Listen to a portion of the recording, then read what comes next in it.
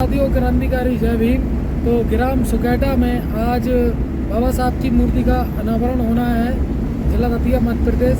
तो हमारे भारतीय बौद्ध महासभा के ब्लॉक अध्यक्ष देख सकते हो सिया शरण दौरे जी हमारे साथ में बैठे हुए हैं और हम लोग जा रहे हैं। और वहाँ जैसा भी होगा प्रोग्राम हम आपको वीडियो में बताएंगे, आप वीडियो में अंत तक बने रहिएगा। सभी साथियों को क्रांतिकारी जय भीम। और अभी आप जो वीडियो देख रहे हो ये ग्राम सुकेटा जिला दतिया मध्य प्रदेश का है। और ये यहाँ मुख्य अतिथि माननीय सुनील बेरसिया जी, प्रदेश संयोजक भीम आर्मी, इनके द्वारा सुकेटा के अंदर बाबा साहब की मूर्ति का अनावरण किया गया। क्रांतिकारी जय भीम करता हूँ, जरूर बने रहिएगा। और उनके साथ संपूर्ण देश में कंधे से कंधा मिलाकर चल रहे हमारे भीम आर्मी के राष्ट्रीय अध्यक्ष बड़े भाई विनोद सिंह जी को मैं क्रांतिकारी जय भीम करता हूं। और हमारे मध्य प्रदेश में मेरे प्रदेश में हमारे प्रदेश कमेटी की सभी कार्यकारिणी के सदस्य पदाधिकारी एवं इस संभाग की संभाग कमेटी और इस जिले की जिला कमेटी भीम आर्मी या समाज पार्टी के दोनों जिला अध्यक्ष और दोनों कमेटी के लोगों को मैं क्रांतिकारी जय भीम करता हूं।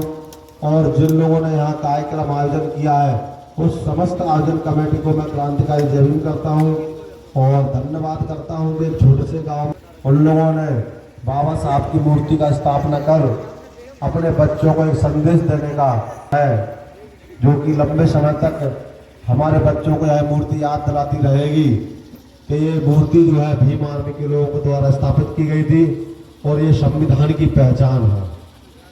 साथियों, अपनी बात रखने से पहले एक बार हम लोग नारेबाजी करेंगे, फिर अपनी बात रखूंगा, क्योंकि इससे पहले जो वक्ता है उन्होंने अपनी बात लगभग सभी लोगों ने सभी पहलुओं पर रखी है, बाबा साहब के जीवन पर भी रखी हुई है। और हमारे बीच में हमारे रिटायर्ड जज आदरणीय डी.आर. राहुल जी को मैं क्रांतिकारी जय भीम करता हूं। उनके मार्गदर्शन में जो हमारे युवा काम कर रहे हैं और हमारे यहाँ भीम आर्मी के प्रदेश संयोजक आदर्श हमारे बौद्ध खेमराज लेख जी को मैं क्रांतिकारी जय भीम करता हूँ। साथियों, जय भीम, जय भारत, जय जोहर, जय मंडल। साथियों, मैं भीम आर्मी का प्रदेश संयोजक होने के नाते आप लोगों के बीच में एक बात कहूंगा कि हमारी भीम आर्मी भारत एकता मिशन उत्तर प्रदेश के एक छोटे से गांव से चलकर, इसी तरह एक गांव है सहारनपुर छतबलपुर, उस छप्पर से चल करके पूरे देश में अब अंतरराष्ट्रीय पहचान रखने वाली और हमारे नेता बड़े भाई चंद्रशेखर आजाद जी, जिनको आज पूरा विश्व रावण के नाम से जानता है। साथियों, हमारे बड़े भाई चंद्रशेखर आजाद जी का एक कहना है कि भीम आर्मी इस देश के अंदर आंदोलन की पहचान है। जब भी इस देश के अंदर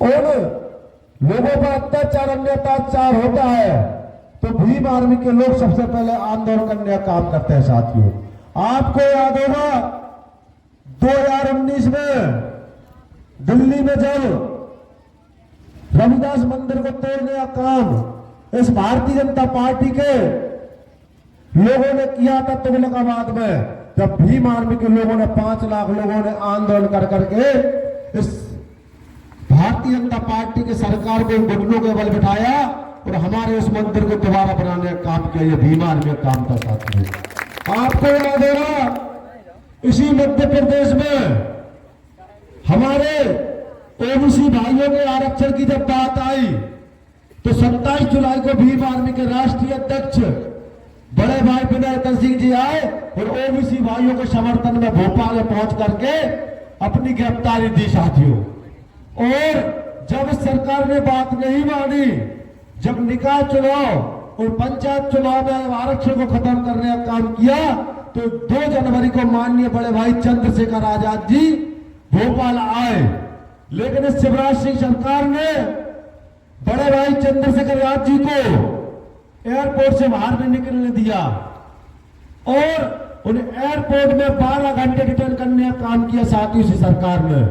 केवल किस बात का डर था कि अगर भारतीय जनता पार्टी के लोगों के बीच में इस सरकार को अगर हिलाने के लिए कोई आ रहा था, चंद्रशेखर आजाद आ रहा था, तो उनको उनने एयरपोर्ट डिटेन करने का काम किया। लेकिन जब हम लोगों ने उसी एयरपोर्ट में भीम आर्मी के लोगों ने चंद्रशेखर आजाद जी से वादा किया था और वहां पर डीजीपी महोदय मौजूद थे और सरकार के लोग तमाम लोग एयरपोर्ट में मौजूद थे, हमने कहा था कि 1 साल बाद फिर लौट के आएंगे, फिर रोक के दिखाना आप। जब हम 12 फरवरी के पहुंचे तो 4.5 लाख लोग भोपाल की धरती पर पहुंचे और शिवराज सिंह चौहान की हिम्मत नहीं हुई कि वो चंद्रशेखर आजाद को रोक सके। चंद्रशेखर आजाद तो ठीक है, एक कार्यकर्ता की गाड़ी भी शिवराज सिंह सरकार ने लोगों रोकने का काम नहीं किया। साथियों, हम उस संगठन से आते हैं जो संगठन पूरे देश के अंदर आंदोलन के नाम से जाना जाता है। जो संगठन इस देश के अंदर कोई इस देश के अंदर काम कर रहा है तो केवल भीम आर्मी के लोग इस देश के अंदर संविधान की लड़ाई लड़ रहे हैं।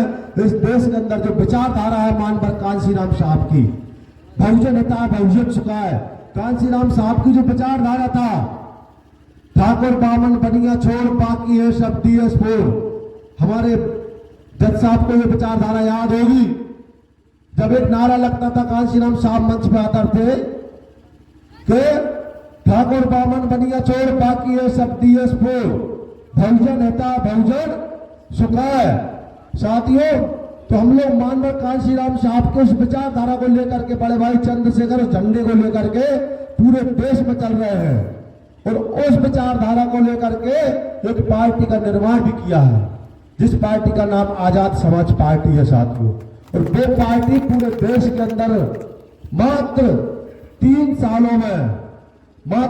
सालों में विश्व स्तर पर पहचान बना चुकी है। और उनके जो नेता हैं बड़े भाई चंद्रशेखर आजाद जी, उनका टाइम ऑफ मैगजीन में नाम छपा हुआ है, आपको याद होगा।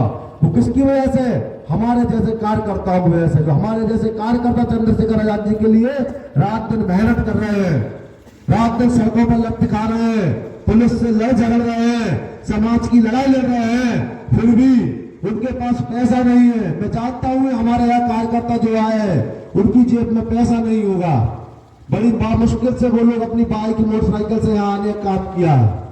हमारे कार्यकर्ता इतने ईमानदार हैं, क्यों नहीं होंगे?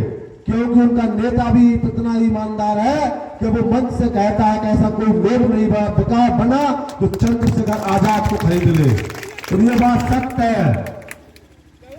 उत्तर प्रदेश के अंदर 2022 के चुनाव हुए, चंद्रशेखर आजाद नहीं बिका। इससे पहले मध्य प्रदेश में चुनाव हुए, हमारी पार्टी नहीं बिकी साथियों। हमारी पार्टी के लोग अगर बिकते तो हमारे पार्टी के लोग बड़ी बड़ी गाड़ियों से चलते, हमारे यहाँ के जिला अध्यक्ष पर एक बड़ी 4 व्हीलर होती, हमारे यहाँ के कार्यकर्ता पर 4 व्हीलर होती। लेकिन हम लोग बहुजन समाज की बात कर रहे हैं, मानवर कांशीराम साहब की विचारधारा को बढ़ाने का काम कर रहे हैं। इसीलिए हम लोग लगातार संघर्ष कर रहे हैं इस उम्मीद में कि कभी तो हमारा बहुजन समाज शासक बनेगा, कभी तो हमारा बहुजन समाज इस देश का हुक्मरान बनेगा, कभी तो मानवर कांशीराम साहब का सपना पूरा होगा। ये भांडेर विधानसभा वही विधानसभा है जहां से आपने बहुजन नेता बहुजन सुखा का प्रत्याशी बना करके विधानसभा में पहुंचाया था कि नहीं पहुंचा था? आप लोगों ने याद है, मेल विधानसभा है साथियों। और मैं कह रहा हूं वही विचारधारा थी बहुजन नेता बहुजन सुखा है जो मानवर कांशीराम साहब की विचारधारा थी। जब उस विचारधारा से हमारा विधानसभा में प्रत्याशी पहुंचा था तो शेर की तरह दहाड़ता था सब वही प्रत्याशी, आपको याद होगा साथियों। वही प्रत्याशी शेर की तरह विधानसभा में पहुंचकर दहाड़ता था। लेकिन आज वो आप देख लो कहां है, जिस विचारधारा को छोड़ करके कहां खड़ा है आप खुद देखिए। हम हमारी विचारधारा को बढ़ाने का काम कर रहे हैं साथियों। मैं अपनी बात को विराम दूंगा। एक आप लोगों के बीच में कहानी सुनाऊंगा।